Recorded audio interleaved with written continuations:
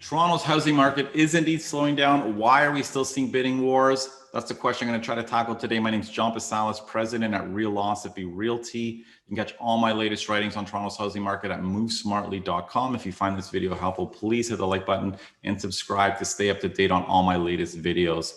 So over the past couple of months, I've been writing about, and you've probably heard headlines in the GTA's press, that the housing market is cooling down in the Toronto area. But if you're an active home buyer, you might be looking at homes and finding there's still bidding wars on them. So what's happening? How can we have a slowdown when the homes that you're looking on are still getting 5 and 10 offers?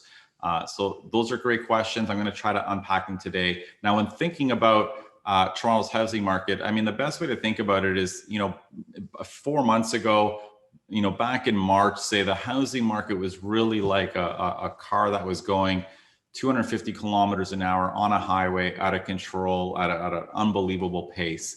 And since then, it has slowed down to about 120 or 130 kilometers per hour. So, we basically went from being out of control to a much more balanced pace, but still very, very fast. So it's not like we kind of hit a standstill and stopped and are going in reverse. We're still going fast. We're just not as fast as we were 4 months ago.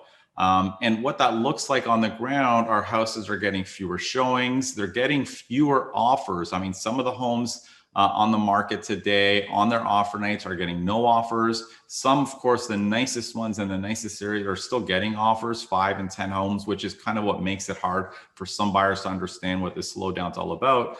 But in some areas, especially with slightly higher priced homes, the market is a little bit more sluggish. Homes are not getting as many showings, and homes are staying on the market a little bit longer. And we can kind of see this in sort of micro trends and changes in the data between March and June. So if we look at, for example, the months of inventory, which is a metric that kind of measures how balanced supply and demand is, the higher the months of inventory, the more inventory there basically is in the market, and typically the slower the market is.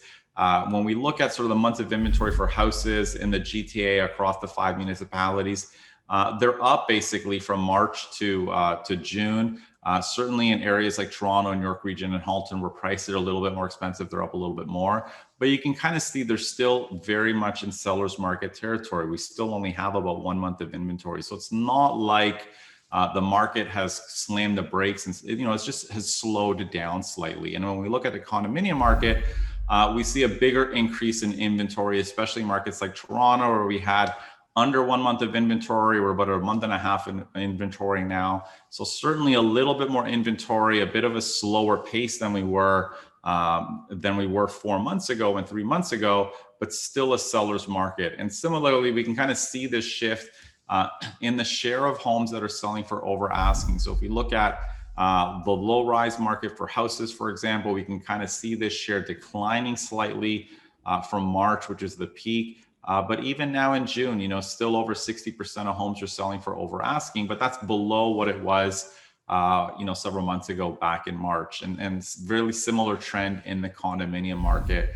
a decline in the number of units selling for over asking, which effectively means that there are more properties today selling for below the owner's asking price. And in some cases, they're selling with conditions on financing, conditions on a home inspection, because the homes are sitting on the market for a little bit longer. So this is I'd say a trend that's relatively typical in the summer months. A lot of buyers who are actively looking tend to hit pause. Buyer fatigue sets in, and I think we're seeing it a little bit more this year due to COVID.